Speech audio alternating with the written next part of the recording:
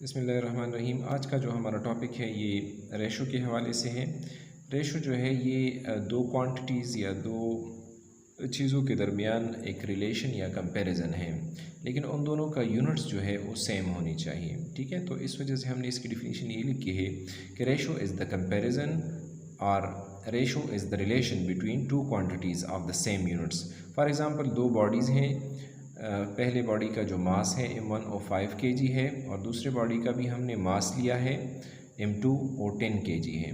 तो दोनों क्वांटिटीज़ तो सेम है, दोनों मासेस हैं और दोनों की यूनिट्स भी सेम है। किलोग्राम में हमने इसको मेजर किया है। तो इसको रेशो फॉर्म में इस तरह लिखेंगे m1 रेशो m2। m1 के लिए आपने 5 kg लिखना है और m2 के लिए आपने 10 kg लिखना है। तो m1 और m2 के दरमियान जो रेशो के लिए हम ये सिंबल यूज़ करते हैं इसको कहते हैं कॉलन।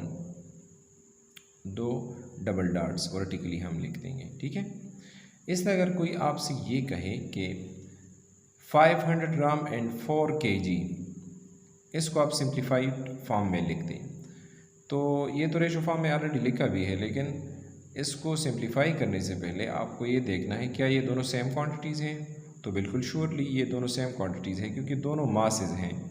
क्योंकि मास का जो यूनिट होता है वो ग्राम, किलोग्राम, इस तरह का।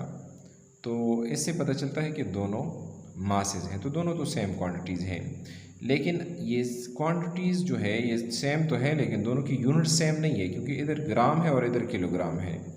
तो हमने इस किलोग्राम को भी ग्राम में कन्वर्ट करना है। तो हमें ऑलरेडी ये पता है कि 1 किलोग्राम जो है वो 1000 ग्राम के बराबर है।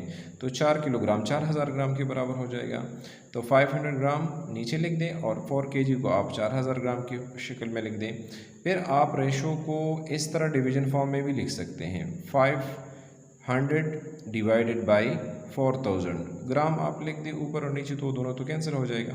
अब 2 ज़ीरो इन नीचे डिनोमिनेटर में 2 ज़ीरो के साथ कैंसिल हो जाएगा और 5 1 5 5 8 40, तो 1 और 8 आ जाएगा इससे। तो ये सिंप्लीफाइड फॉर्म में है। अगर दोबारा आप इसको रेशो फॉर्म में लिखना चाहेंगे तो इसको आप कन्वर्ट कर दें 1 रेशो या 1 रेशो 8।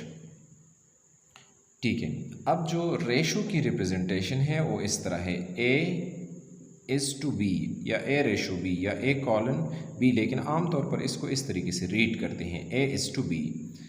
और ये मैंने बताया कि रेशो में जो दो क्वांटिटीज़ है उसको आप इस तरह डिवीज़न फॉर्म में भी लिख सकते हैं, A डिवाइडेड बाई B।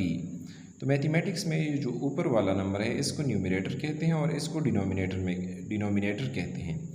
लेकिन हम इसको इस चैप्टर में या इस रेशो प्रोपोर्शन के टॉपिक में हम इसको एंटीसीडेंट बोलते हैं। आमतौर पे ये जो ऊपर वाला जो क्वांटिटी या जो नंबर आता है इसको डिवाइडेंड कहते हैं और जो नीचे डिनोमिनेटर में आता है इसको डिवाइज़र भी कहते हैं। लेकिन इस टॉपिक में हम इसको कंसीक्वेंट कहेंगे। डिवाइडेंड को या जो न्यूमरेटर में होता है उसको एंटीसीडेंट और जो डिनोमिनेटर में जो नंबर या जो क्वांटिटी होती है उसको डिवाइज़र या कंसीक्वेंट बोलेंगे। ठीक है, तो ये है रेशो का टॉपिक। तो अगर आपको ये लेक्चर पसंद आया है तो प्लीज़ आप इस चैनल को सब्सक्राइब कीजिए। Thank you very much.